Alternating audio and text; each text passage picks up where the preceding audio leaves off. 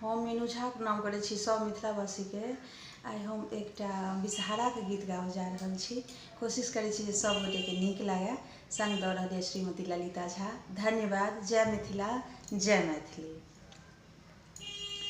कोबर घर में पाबन दिन करै छठि पुकार, विषहार करै छठि पुकार। राम आओ विषहार पाँचो बहिन पूजबा तोहार।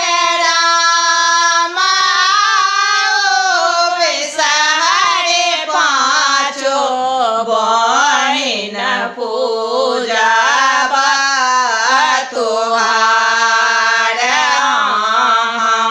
के चढ़ाएब विषहार डाले भार फूल, मैया डाले भार फूल। राम हमारो सारा राखब सिर के सिंदूर।